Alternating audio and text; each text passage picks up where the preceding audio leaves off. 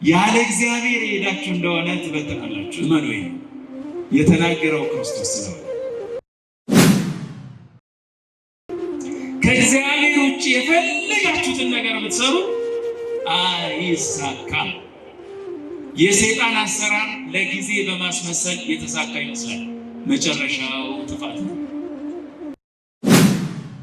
ሰዎች በሰይጣን ባለጸጎች ሊሆኑ ይችላሉ። የመጨረሻው ስራ ግን መደህየትና ወደ ሲኦል መግባት ነው። እመኑ። ህዝቡ በዚህ አይነት ጭንቀት እያለ ባለመድኃኒቶች ግን ገንዘባቸውን እያካበቱ መድኃኒት የማያድነውን መድኃኒት እየሸጡ የማይፈውሰውን መድኃኒት እየሸጡ ብዙ ገንዘብ ያገኙ ነበር። እረኛ ያለው ሰው እርስ በርሱ አይበላለም፣ አይጠላም።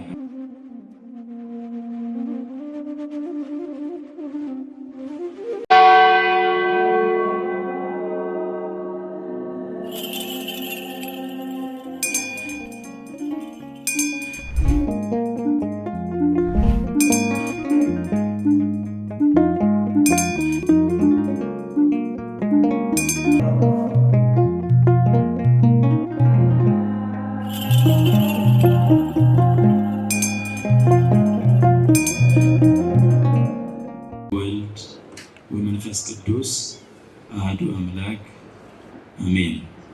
በስመ አብ ወወልድ ወመንፈስ ቅዱስ አሐዱ አምላክ አሜን። በሉ በስመ አብ ወወልድ ወመንፈስ ቅዱስ አሐዱ አምላክ አሜን። ክቡር አባታችን መልአከ ብርሃን ዶክተር ቆሞስ አባ ጴጥሮስ የገዳማችን የስብከተ ወንጌል ኃላፊ እንዲሁም የገዳማችን አስተዳደር የቦርድ ጸሐፊ፣ በዚህ ስፍራ የምትገኙ ቆሞሳት፣ ሊቃውንት አባቶቻችን፣ አየንተ እግዚአብሔር ካህናት፣ ሊቃነ ምስጢር ዲያቆናት፣ ዘማሪያነ ወንጌል፣ ምዕመናንና ምዕመናት በልዑል እግዚአብሔር ስም እንደምን አመሻችሁ? እንደምን አመሻችሁ? አሜን። የኃያሉ የልዑል እግዚአብሔር ስም የተመሰገነ ይሁንልን። የእመቤታችን የቅድስት ድንግል ማርያም ምልጃዋ በረከቷ በሁላችን ላይ ይደር። እግዚአብሔር እሰ ንጉሥ ውእቱ እምቅድመ ዓለም ወገብረ መድኃኒተ በማእከለ ምድር አንተ አጽናዕካ ለባሕር በኃይልከ ወአንተ ሰበርከ ርእሰ ከይሲ በውስተ ማይ ወአንተ ቀጥቀጥከ አርእስቲሁ ለከይሲ ወሀብኮሙ ሲሳዮሙ ለሕዝበ ኢትዮጵያ። እግዚአብሔር ከዓለም በፊት ንጉሥ ነው። ይህ ማለት ከዓለም በኋላ ዓለም ካለፈች በኋላ ንግስናው ይቀራል ማለት አይደለም። ግን መጽሐፍ የሚናገረው እግዚአብሔር ከዓለም በፊት ምንድነው? ንጉሥ ነው። ዓለምን በሚያስተዳደርበትን ዘመን፣ በሚመግብበትን ዘመን፣ በሚያኖርበትን ዘመን በሰላም ፍጥረታት ወጥተው እንዲገቡ፣ በልተው እንዲያድሩ፣ ጠጥተው እንዲረኩ፣ ሰርተው በሰላም እንዲኖሩ እየጠበቀ በሚያኖርበትን ዘመን እግዚአብሔር ምንድነው? ከፍ አድርጉት። ምንድነው? ዓለምን ካሳለፈ በኋላ ሰማይንና ምድርን ካሳለፈ በኋላ እርሱ ምንድነው? ባለበት ስፍራ የሚቀር እሱ እግዚአብሔር ብቻ ነው። የማይናወጥ የማይሻር ደግሞ ሹመትና ሽረት በሱ በኩል የሚደረግ እርሱ ብቻ የሚሾም እርሱ ብቻ የሚሽር እሱ እግዚአብሔር ብቻ ነው። በዚህ ስፍራ ያላችሁ አባቶቼ፣ እናቶቼ፣ ወንድሞቼና እህቶቼ የማያልፍ እግዚአብሔር ብቻ ነው። በዚህ ስፍራ ያላችሁ ሰዎች አንድ ወቅት ላይ በጣም ባለጸጎች የነበራችሁ ዛሬ የሚቀመስ የሌላችሁ ትኖራላችሁ። በአንድ ወቅት ላይ በጣም ብዙ ሰው ትረዱ የነበራችሁ ሰዎች ዛሬ ደግሞ የሚረዳችሁ አይኖርም። በሆነ ሰዓት ላይ በጣም ጤነኞች የነበራችሁ ዛሬ በሽተኞች ትኖራላችሁ። ሰው ባለበት ስፍራ አይቀርም። የማይናወጥ ሁሌም እርሱ ዘላለማዊ አምላክ እሱ ብቻ ነው። ስለዚህ ቅዱስ ዳዊት ሲናገር እግዚአብሔር ከዓለም በፊት ምንድነው አለ? ንጉሥ ነው። መድኃኒትንም አለ በምድር መካከል አደረገ። መድኃኒትን የት አደረገ አለ? በምድር መካከል አደረገ። በውኆችም መካከል የእባቡን የጠላትን ራስ ሰበረ። እንዲህ ካለ በኋላ መጨረሻው ነው የሚደንቀው። ለኢትዮጵያውያን ምግባቸውን ሰጣቸው ይላል። ለማን በሉ? ለማን? ለኢትዮጵያውያን ምናቸውን ሰጠ? ምግባቸውን ሰጣቸው ተባለ። እዚህ ውስጥ የተማራችሁ ያስተማራችሁ ብዙ የኖራችሁ ድሮ ረሃብተኛ ወይም ረሃብ ሲባል ምሳሌ አድርገው የሚያነሱት ማንን ነው? ኢትዮጵያውያን።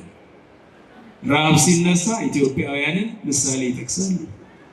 መጽሐፍ የሚናገረው ደግሞ ለኢትዮጵያውያን ምግባቸውን ማን ሰጣቸው? እግዚአብሔር ምግባቸውን ሰጣቸው ይላል። ወንድሞቼና አባቶቼ የኢትዮጵያውያን ምግብ ምንድን ነው የሚለው ነው ጥያቄ። የኢትዮጵያውያን ምግብ ምንድን ነው? ጤፍ ነው እንደማትሉ እርግጠኛ ሆናለሁ። የኢትዮጵያውያን ምግብ የእግዚአብሔር ቃል። ወንድሞቼ አባቶቼ፣ እኛ ኢትዮጵያውያን በየሳምንቱ መተን ባናስቀድስ፣ ስንታመም ጸበል ባንጸበል፣ ሲቸግረን የንስሐ አባቶቻችን ባናወያ፣ እንዲህ ቁጭ ብለን ወንጌልን ባንሰማ በእብድ ቁጥር ከዓለም አንደኛ እንወጣ ነበር። በዚህ ኑሮ ላይ ተጨምሮ፣ በሰው ክፋት ላይ ተጨምሮ ግን እግዚአብሔር ምግብ የሆነውን የማንን ቃል ሰጠን? ክብረ ምስጋና ለእርሱ። አባቶቼ ወንጌልን በኢትዮጵያ ውስጥ ባንሰማ አሁን ካለው ጥፋት በላይ ይጠፋ ነበር። እግዚአብሔርን መፍራት በሕዝቡ ውስጥ ስላለ ግን የእግዚአብሔርን ቃል ሁል ቀን ስለምንመገበው የእግዚአብሔር ቃል ይጠብቀናል። አሁንም ቃሉን እንዳንራብ እግዚአብሔር ይርዳል። የትምህርታችን ርዕስ ከኔ ጋር ያላከማቸ በሉ። ከኔ ጋር ያላከማቸ ይበትናል። እንድገበው። ከኔ ጋር የማያከማች ይበትናል። ይህንን የምታገኙት በማቴዎስ ወንጌል ምዕራፍ 12 ላይ ታገኙታላችሁ። ከቁጥር 1 ጀምራችሁ እያነበባችሁ እዩት። ተናጋሪው ጌታችን መድኃኒታችን ኢየሱስ ክርስቶስ ነው። ጌታችን መድኃኒታችን ኢየሱስ ክርስቶስ በምድር ላይ ተወልዶ ሳይመላለስ በፊት ሰው በብዙ ጭንቅ ይኖር ነበር። የሚኖሩት አኗኗር በስጋ ተጎሳቁለው በነፍስም ተጎሳቁለው፣ እንዲያውም አባቶቻችን እንደሚያስተምሩት ከሆነ የምናያት ፀሐይ እንኳን በዚያን ዘመን የምትሰጠው ብርሃን ሙሉ ብርሃን አልነበረም። ለምን? ሰው በጨለማ ይኖር ስለነበረ። ስለዚህ በዚያን ዘመን በጣም በርካታ ሰዎች በችግር ይኖራሉ። በእንባ ታጥበው የሚኖሩ ህዝቦች ነበሩ የሚበዙት። ለምን? የሰይጣን አገዛዝ ስር ስለነበረ ሰው 5500 ዘመን በሰይጣን ስር መሆን በጣም ከባድ ነው። ይህንን ሩቅ ቦታ ሄዳችሁ እንዳታዩ። አሁን በዚህ ዘመን በሰይጣን ስር ተገዝተው ያሉ ጎረቤቶቻችሁን እዩ። አሁን በዚህ ዘመን ለሰይጣን የሚገብሩ ጎረቤቶቻችሁን እዩ። በምን አይነት ጉስቁልና እንደሚኖሩ፣ ልጆቻቸውን በመከራ በስቃይ እንደሚያስወጉ፣ ገንዘቦቻቸውን እንዴት አድርገው በመከራ ህይወታቸውን በገንዘባቸው በገዛ ገንዘባቸው በሽታ እንዴት እንደሚገዙ ሰይጣንን የሚያመልኩትን ሰዎች ማየት ትችላላችሁ። እንደ ሰይጣን ጨካኝ የለም ወንድሞቼና አባቶቼ። ስለዚህ 5500 ዘመን በሰይጣን አገዛዝ ስር መሆን ማለት በጣም በጣም ከባድ ነው። በዚያ ዘመን ሰዎች መዳን አይችሉም። ባለ መድኃኒቶች ግን አሉ። መድኃኒት እየሸጡ የሚተዳደሩ ብዙ ገንዘብ የሚያገኙ ባለ መድኃኒቶች በከተማ ውስጥ አሉ። ሰው ቢድንም ባይድንም ባለ መድኃኒቶቹ ጋር ሄደው የተጨመቀውን ቅጠል ይጠጣል፣ የሚታሰረውን ተቀብሎ በብብቱ ስር ያስራል፣ በእጁ ይዞ ይሄዳል፣ ይቀባል። ግን አይድንም፣ ገንዘብ ግን ይከፍላል። እሱን እንኳን ማግኘት የሚችለው ገንዘብ ያለው ባለጸጋ ብቻ፣ ድሃ መግዛት አይችልም። ስለዚህ ያለው አማራጭ እንባውን እያፈሰሰ ቀን መጠበቅ ነው። ማንን እንደሚጠብቅ ባያውቅም ግን ቀን ይጠብቃል። አሁን በርካታ ሰዎች በከተሞቻችን እንዳሉ መዳን እምቢ ብሏቸው ግን በእንባ እየተሰቃዩ እንዳሉ፣ አሁን እናንተ ቁጭ ብላችሁ እዚህ ወንጌል እንደምትሰሙ እኛም ወንጌል እንደምናስተምር በዚህችው ሰዓት ደግሞ ቁጭ ብሎ በሆስፒታል አፍንጫው ላይ ኦክሲጂን ገብቶ በገንዘብ ኦክሲጂን የሚገዛ ሰው አለ። ለአንተ ምንም የማይመስለው እግር ተሳስሮ ቁጭ ብሏል። አንተ ለማመስገን አንደበትን አልከፍት ያልክበትን ሰው ለማመስገን ፈልጎ ስትሮክ መጥቶት አፉ ተዘግቷል። እንዲህ አይነት መከራ ውስጥ ነው የነበረው ሰው። በዚያን ዘመን ብዙ ሰዎች መከራ ውስጥ አሉ። አሁን በየዓመቱ በየጊዜው የምንማረው 38 ዓመት በሽተኛ ነው የተባለው ሰው ክርስቶስ ሳይወለድ በሽተኛ ነበር። ክርስቶስ ገና ከመወለዱ በፊት ከተማ ውስጥ በርካታ በሽተኞች አሉ። መዳን ግን አቅቷቸው በጣም ብዙ ሰው ያሏቸው፣ በጣም ብዙ ዘመድ ያሏቸው ግን አንድ ሰው እንኳን አጥቶ 38 ዓመት ወርቆ ይቀመጣል። በጣም ብዙ ሰው ግን በከተማው አለ። አንዳንዴ ህይወት እንዲሆነ ብዙ ዘመዶች አሏችሁ፣ የሚያዳምጥ አንድ ሰው የለም። በጣም ብዙ ጓደኞች አሏችሁ፣ የሚጠቅም አንድ ጓደኛ ታጣላችሁ።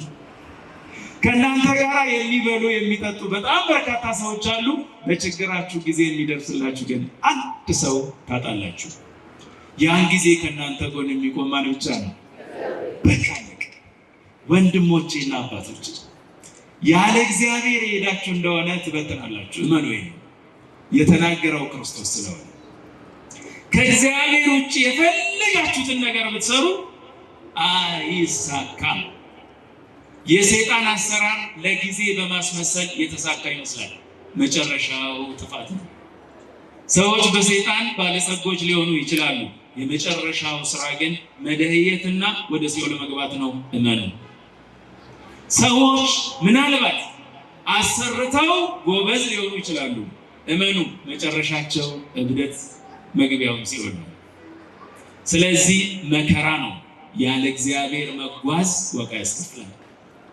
ህዝቡ በዚህ አይነት ጭንቀት እያለ ባለመድኃኒቶች ግን ገንዘባቸውን እያካበቱ መድኃኒት የማያድነውን መድኃኒት እየሸጡ የማይፈውሰውን መድኃኒት እየሸጡ ብዙ ገንዘብ ያገኙ ነበር። በዚያ ጭንቅ መካከል ህዝቡ ሲጨነቅ ክርስቶስ ብቅ አለ። አባቶቼና እናቶቼ ስንጨነቅ ክርስቶስ ወደ ቤታችን ወደ ቤታችን ብቅ ይበልልን። እግዚአብሔር ከኛ ጋር ይሁን። እሱ ከኛ ጋር ካለ ምንም የሚያስፈራ ነገር የለም። ክርስቶስ ወደ ከተማ ሲመጣ ሰው በሙሉ ተጨንቋል። አንደኛ ነፍስ መከራ ውስጥ ነው ያለችው፣ በሰይጣን አገዛዝ ስር ስላለች ጨለማ ነው ህይወቷ፣ ተስፋ የለውም። ሁለተኛው ስጋ መከራ ውስጥ ነው ያለው፣ በስጋም በደዌ ተመትተዋል፣ በነፍስም ህይወት የላቸው።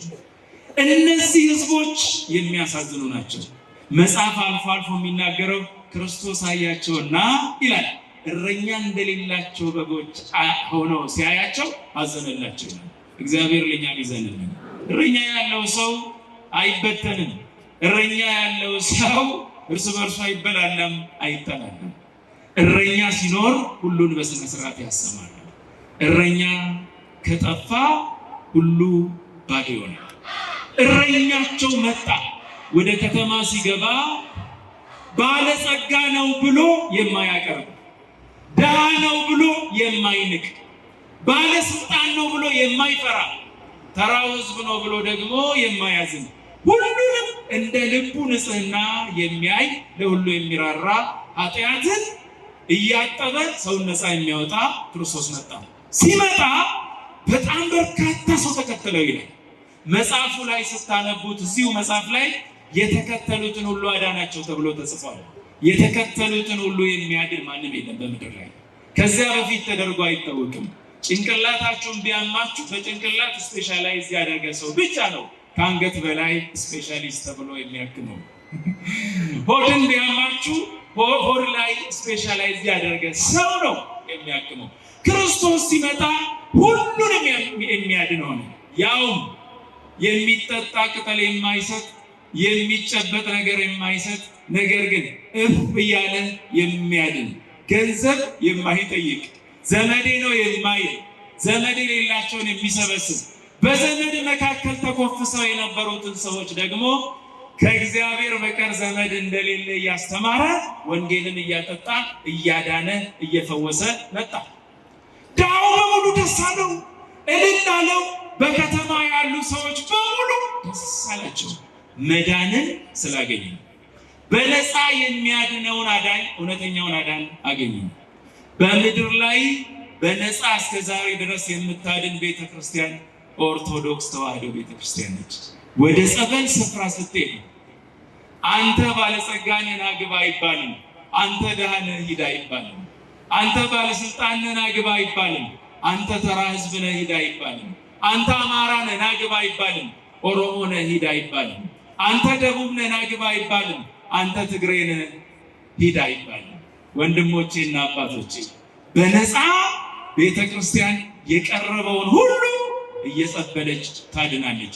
ይሄ በነፃ የመጣው ድነት ከማን ያላችሁ እንደሆነ ከጌታችን ከመድኃኒታችን ከኢየሱስ ክርስቶስ ነው። አሁንም በነፃ የሚያድን እርሱ ብቻ ነው። ስለዚህ ሰው ይመጣል፣ ጸበሉን ይጠጣል፣ ስሙን ይጠራል፣ ቅዳሴውን ያስቀድሳል፣ ድኖ ወደ ቤቱ ይሄዳል። ይሄ ነፃ ያለው በቤተ ክርስቲያናችን ብቻ ነው። እመኑ። አጥማቂው እንኳ የሚጸልየው ሰው ወይም መስቀሉን የያዘው ሰው ወደ ገንዘብ የለወጠ እንደሆነ የእግዚአብሔር ጸጋ ከሱ ላይ ይሸሻል። ምክንያቱም እግዚአብሔር በገንዘብ የሚያድኑትን እንደዚህ ገንዘብ ተቀብላችሁ አድኑ አላለም። በነፃ የተቀበላችሁትን በነፃ ስጡ አለ። ያ በነፃ ያገኘነው የሥጋም የነፍስም ድነት ነው። ከዚያ በኋላ ታዲያ እነዚያ ባለመድኃኒቶች ከፋቸው። ድሃው ተደሰተ፣ ባለመድኃኒቶች ግን ከፋቸው። በሽተኛው ደስ አለው፣ ባለመድኃኒቶች ግን በጣም ከፋቸው። ለምን ያላችሁ እንደሆነ ገንዘባቸው ሊቋረጥ ስለሆነ። የዚህ ዓለም ባለመድኃኒቶች እንደዚህ ናቸው። የዚህ ዓለም ባለመድኃኒቶች በነፃ የሚያድኑ አይደሉም። የዚህ ዓለም ፖለቲከኞችም እንደዚያ ናቸው። የሕዝቡ ደም ሲፈስ ምንም አይመስላቸውም፣ ስልጣናቸው እስካልተነካ ድረስ። የዚህ ዓለም ባለመድኃኒቶች ሰው ቢድንም ባይድንም ጉዳያቸው አይደለም። መጥቶ ላብራቶሪ ላይ ደም እስከሰጡለት ድረስ፣ ገንዘቡን እስከተቀበለ ድረስ ምንም አይጨንቀውም። ዳነ አልዳነ ጉዳዩ አይደለም። የኔና የእናንተ አምላክ ስለቆሰለችው ነፍስ የሚገደው የሚያዝን የሚራራ ነው። ስለዚህ ወደ ሕዝቡ መካከል ሲመጣ አሁን እንዴት በነፃ ያድናል? ሕዝቡ እኛን ትቶ በነፃ የሚያድነውን ክርስቶስን ፍለጋ ሊሄድ ነው። ስለዚህ አንድ ነገር እናድርጋለን። እናስይዘውና እንዲታሰር እናድርግ። ይህ ዓለም እንደዛ ነው ወንድሞቼና አባቶቼ። እውነተኛውን ሰው የምታስር ዓለም ብቻ ነች። ውሸታሙን ሰው ከፍ የምታረግ ይቺ ዓለም ነች። ጉቦ አልበላም የሚለውን ሰው አስራ ጉበኛውን የምታነግስ ይቺ ዓለም ነች። ግፈኛውን ከፍ አድርጋ ግን የዋሆቹን የምታስር ይቺ ዓለም ነች። ወንድሞቼና አባቶቼ አራጣ የሚያበድረውን እያሰባች ነገር ግን በአራጣ ብድር ወስዶ የሚከሳውን የምትገድል ይቺ ዓለም ነች። የእግዚአብሔር አሰራር በውስጡ ከሌለ ሰው ባዶ ይሆናል። ስለዚህ ወንድሞቼና አባቶቼ በግፍ የሚሰሩ ሰዎችን ቅዱስ ዳዊት እንደተናገረው ኃጢአተኞች በዚህ ምድር ላይ በጣም ከፍ ሲሉ አየሁ ነው የሚለው። አንዳንዴ እንደዚያ ነው። የእግዚአብሔር ሕዝቦች የሰይጣንን ልጆች እያዩ አንዳንዴ እንዴት እኛ በምድር ውስጥ እንዲህ እየተቸገርን እግዚአብሔርን የማያመልኩ ሰዎች ግን አልፎላቸው እንዴት ይኖራሉ ብለው ይጠይቃሉ። አልፎላቸው አይደለም። ቅዱስ ዳዊት የሚናገረው እንዲህ ነው። ኃጢአተኛ በጣም ከፍ ከፍ ከፍ ሲል አየሁ፣ ተመልሼ ብፈልገው አጣሁት፣ ቦታው እንኳ የለም አለ። እየሰማችሁኝ ነው? በግፍ በምድር ላይ የምንኖር ሰዎች ለጥቂት ሊመቸን ይችላል። እመኑ፣ ከዚያ በኋላ መጠራራችን ሊጠፋ ይችላል። ስለዚህ ወደ ማን እንመለስ? ወደ ማን እንመለስ? ወደ እግዚአብሔር ልንመለስ ያስፈልጋል። ወደ ከተማ ሲመጣ እነዚህ ባለመድኃኒቶች፣ እነዚህ ባለስልጣናት ተሰባሰቡና እንዲህ አሉ። ክርስቶስን ለማስያዝ አንድ ነገር ፈለጉ። ወንጀል ቢፈለግ የለም፣ ስህተት ቢፈለግ የለም፣ ትምህርቱ ውስጥ ቢፈለግ ስህተት የለም፣ እጁ ላይ ወንጀል የለም። ስለዚህ አንድ እንደ ወንጀል የሚቆጠረው ማዳኑን ብቻ ነው። እርሱ ወንጌል ይሰብካል፣ ደግሞ ያድናል። በምንም ነገር ምንም ሲያጡ በሰንበት ማዳን ተፈቅዷል ወይ ብለው ጠየቁት ይላል። እየሰማችሁ ነው? በሰንበት ቀን በሽተኛን ማዳን ተፈቅዷል ወይስ አልተፈቀደም ማለት? ተፈቅዷል ካለ እሱን ይዘው ለማሳሰር ማለት ነው። ለምን ቢባል በሰንበት ቀን ስራ ሲሰራ አገኙ ነው ሊሉ ማለት ነው። የክርስቶስ ስራ ማዳን፣ የእነሱ ስራ የሚድኑትን ህዝብ እንዳይድኑ ማድረግ። የእግዚአብሔር ስራ ማዳን፣ የህዝቡ ስራ ደግሞ ይሄው አለማዳን ነው። ስለዚህ እግዚአብሔር የሚያድነውን የእግዚአብሔርን ስራ መቃወም ጀመሩ። እነዚህ ሰዎች ሲቃወሙ ወደ እሱ ሄዱና ጌታ ሆይ አሉት፣ በሰንበት ማዳን ተፈቅዷልን ብለው ጠየቁት ይላል። ልክ ደህና መስለው። በምድር ውስጥ አንዳንድ ሰዎች እንደዚህ አሉ። ጥሩ ጥያቄ የሚጠይቁ መስለው መልሳችሁ ገደል የሚከታችሁ መሆኑን እያወቁ ይጠይቋቸዋል። ክርስቶስ ግን የልቦናቸውን ስለሚያውቅ እንዲህ አላቸው ይላል፣ ከእናንተ መካከል በሰንበት በግ ያለው ሰው በሰንበት በጉ ጉድጓድ ቢወድቅበት የማያወጣው ሰው አለ ወይ ብሎ ጠየቀ ይላል። እየሰማችሁ ነው? በሰንበት እጃችሁ ላይ ያለ ወርቃችሁ ወይም አንገታችሁ ላይ ያለው ሀብላችሁ ተበጥሶ ጉድጓድ ቢወድቅ አብራችሁ ማትገቡ ሰዎች አላችሁ። አሁን እንዳውም ወርቅ ውድ በሆነበት ሰዓት ማለት ነው አብረው ነው ዱብ የሚለው እዛ ውስጥ ሰው በሙሉ ስላሰበ ምን አለ? አይ ያወጣል።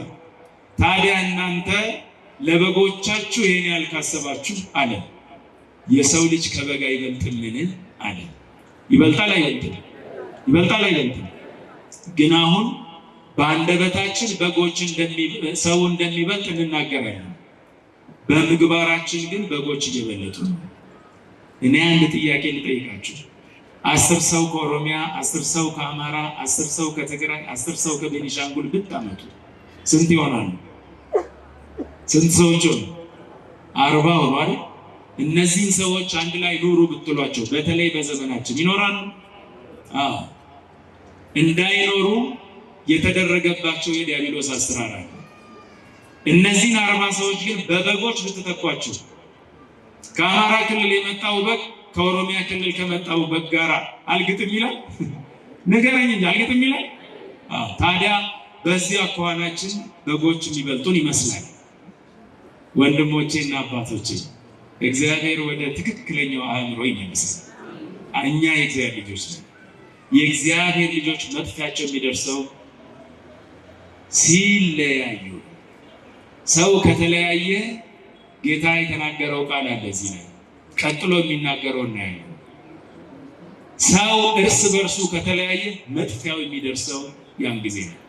እግዚአብሔር አንድ ያርገን። ታዲያ ከዚያ በኋላ አዎ አለ። ከዚያ በኋላ በሰንበት መልካም መስራት ተፈቅዷል።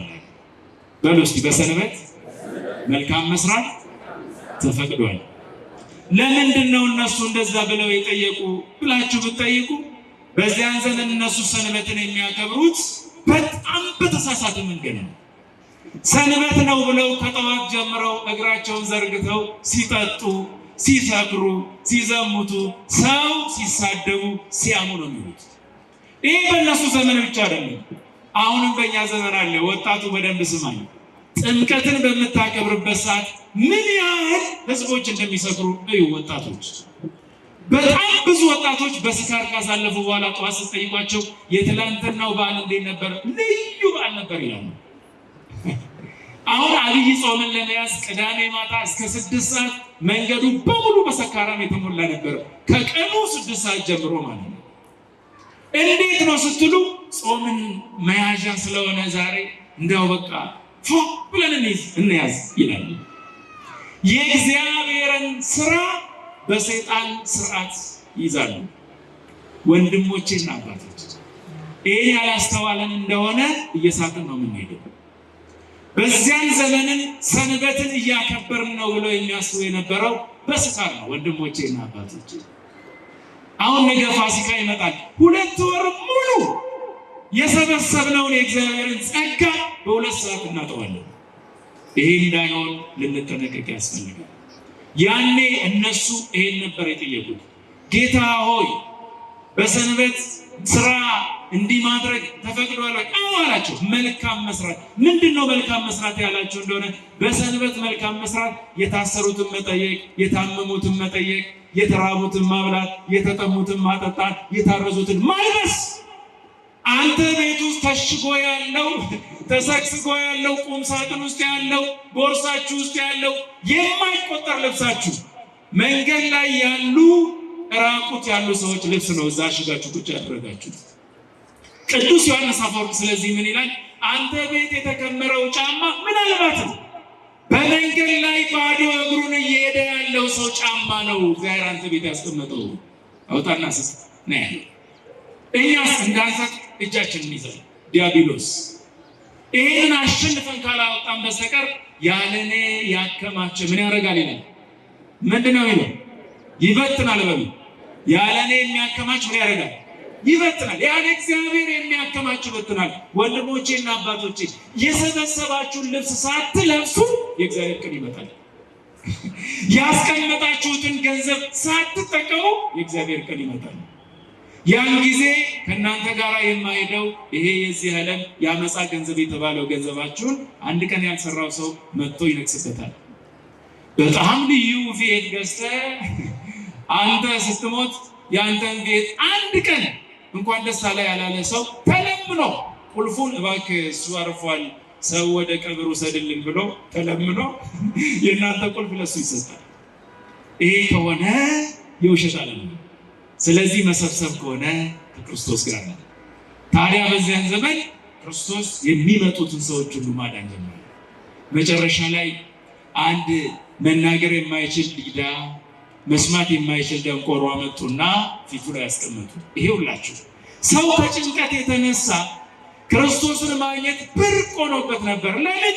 በሙሉ ዓለም ይከተለው ስለነበረ ክርስቶስ የተቀመጠበት ቤት ውስጥ እንኳን ሰው ሞልቶ ውጪ ሞልቶ የተቸገረ ሰው በሽተኛ ተሸክሞ ሲመጣ መግቢያ ሲያጣ ምን ያደርጉ ነበር ይላል? የሰውን ቤት ጣሪያው ላይ ይወጡና ቆርቆሮውን ነቅለው በሽተኛውን ወደ ታች ያወርዱት ነበር ይላል። የተጨነቀ ሰው ይሄ ወንድሞቼና አባቶቼ፣ ሰው ሲጨነቅ የማይሰራው ስራ የለም። ክርስቶስ ስለ በሽተኛው ሳይሆን ስለ ቤተሰቦቹ እምነት እያየን እንዲህ እያለ ይፈውስ ነበር። ሲፈውስ ግን ከስጋ ደዌ ብቻ ነበር የሚፈውስ። እንዲያውም ምንድነው የሚለው? ኃጢአትህ ተሰረየችልህ ይል ነበር ይላል። እግዚአብሔር ኃጢአታችን እንዲሰርይልን ቅዱስ ፈቃድ ይሁንልን። ታዲያ ያን ጊዜ ሲያመጡለት ዲዳውንም ደንቆሮውንም ፈወሳቸው ይላል።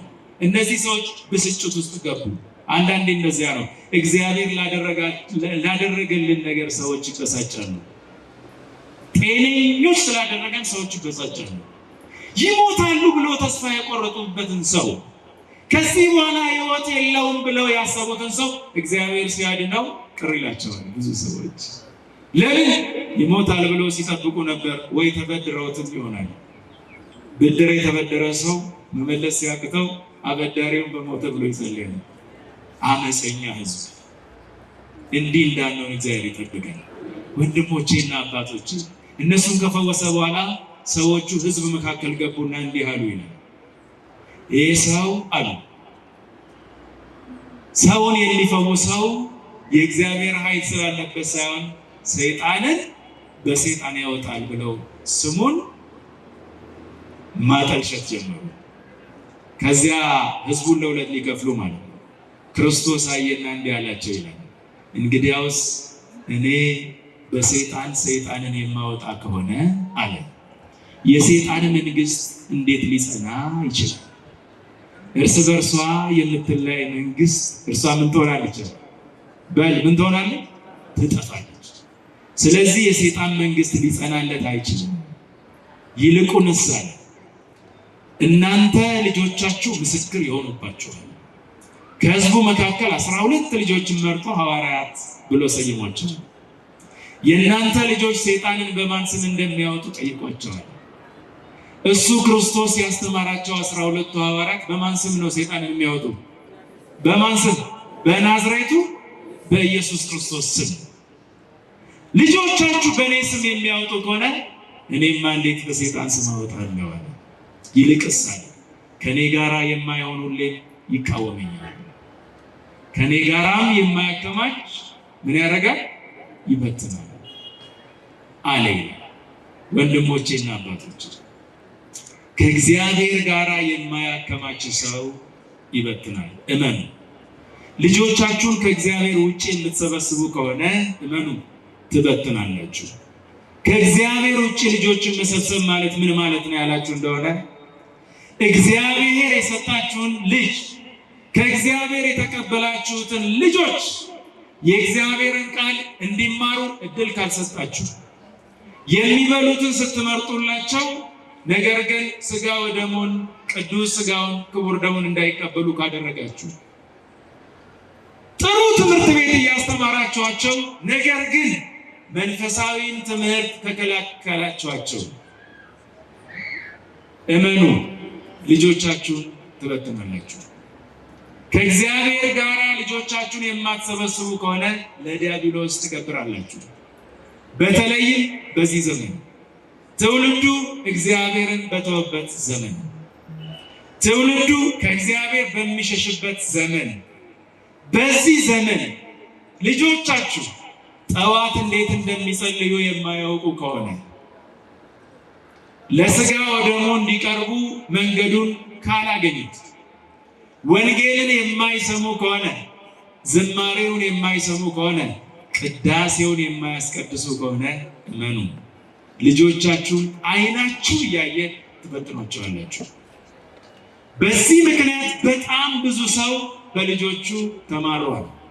ሽማግሌዎች ልጆቻቸው ምናልባትም ይገለኝ ይሆናል ብለው ፈርተው የገዛ ልጆቻቸውን አሲዘው እንዲታሰር የሚያደርጉ በጣም ብዙ ቤተሰቦች በጭንቅ ይኖራሉ። ለምን ያላችሁ እንደሆነ የእግዚአብሔርን ቃል ስላላስተማሯቸው።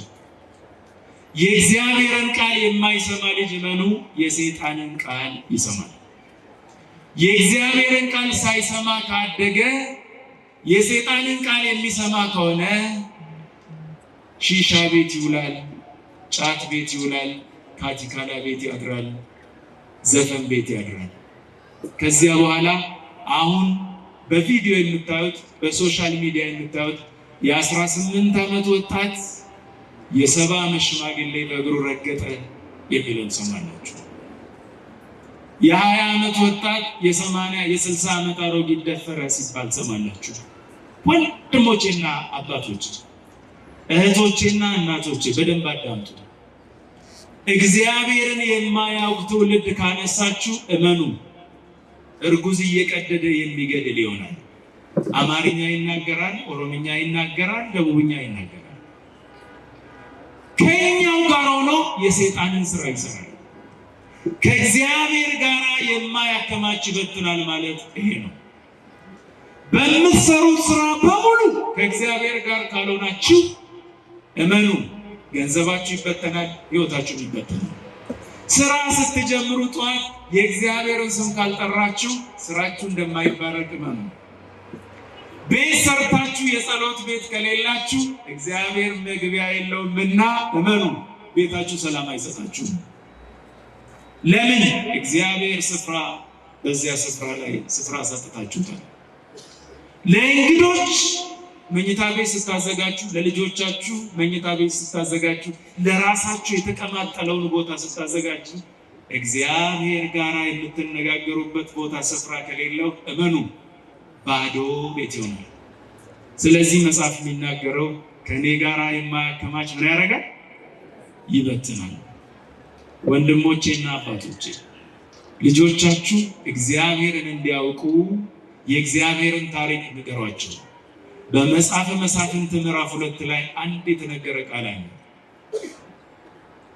ከብዙ ዘመናት በኋላ እግዚአብሔር ለሕዝቡ ያደረገውን ነገር በሙሉ ሕዝቡ እያነሳ ያመሰግን ነበር። በፊት እግዚአብሔር አባቶቻችንን ከሰማይ እንጀራን እያወረደ መገበ፣ ከዓለት ውሃን እያፈለቀ አጠጣ፣ በበረሃ ጥም በሌለበት ውሃ በሌለበት ጥም እንዳይሰማው አደረገ፣ ሕዝቡን በሙሉ በሰላም መራ ተብሎ እግዚአብሔር ይመስገን ሰብሖ ተብሎ የነበረውን አሁን ግን ከጥቂት ዘመናት በኋላ ምን ይላል? እግዚአብሔርን እና እግዚአብሔር ለአባቶቻቸው ያደረገውን የማያውቅ ትውልድ ተነሳ ይላል። ወንድሞቼና አባቶቼ እግዚአብሔርን የማያውቅ ትውልድ የተነሳ እንደሆነ መኖር አንችልም። የመጀመሪያው ተጎጂዎች እኛ ነን። ስለዚህ ልጆቻችሁ ማንን ይወቁ? ማንን ይወቁ? እግዚአብሔርን የሚያውቅ ልጅ በረከት ይሆናል። እዚህ ስፍራ ውስጥ ያላችሁ ሽማግሌዎች ጥርሳችሁ ላይ የወርቅ ጥርስ ቢኖር እግዚአብሔርን የማያመልክ ልጅ ቤታችሁ ውስጥ ካሳደጋችሁ ስትሞቱ ለገናዦቻችሁ መጥተው ወርቁን ወለቅ አድርጋ አምጣ አባቴ እንደሆነ ሞቷል ይላል። ጨካኝ ልጅ ይሆናል። ከዚህ ሁሉ የሚያድነን ከክርስቶስ ጋር መኖር ነው። እህቶቼ፣ አባቶቼ ከእግዚአብሔር ጋር እንድንሆን እግዚአብሔር ይርዳል። እግዚአብሔርን የጣልን ቀን ሁሉን ነገራችንን እንጥላለን። ያለኔ የሚያከማች በሉ፣ ያለኔ የሚያከማች ይበትናል። በዚህ ስፍራ ውስጥ እየነገዳችሁ የምትኖሩ ሰዎች በሱቃችሁ ላይ የምታጭበረብሩ ከሆነ ትበትናላችሁ። ሰው በጭንቅ ሲገባ እናንተ እህል የምትደብቁ ባለጸጎች ካላችሁ እመኑ፣ የዚያም ልጆች ካላችሁ እዚህ ውስጥ እመኑ። እናንተ እህል ስትደብቁ የሰማዩ አባታችሁ የሰማዩን በረከት ይደብቅባችኋል። ስለዚህ ሰው በሰፈረው መስፈሪያ ምን ይሆንለታል? ይሰፈርለታል። በፈረደው ፍርድ ምን ይሆንበታል? እንግዲያውስ የሰራኸውን በምድር እያለ ስለምታየው የሰፈርከውን በምድር ላይ ያለ ስለሚሰፈርልህ በሰማይ ያም ስለሚጠብቅህ ከእግዚአብሔር ጋር ሆነ ሕይወት እንድታገኝ እግዚአብሔር ይርዳ። ያለን የሚያከማች ይበትናል። ከእግዚአብሔር ጋር አከማይተን እንዳንበትን እግዚአብሔር ይርዳል። ወስብሐት ለእግዚአብሔር።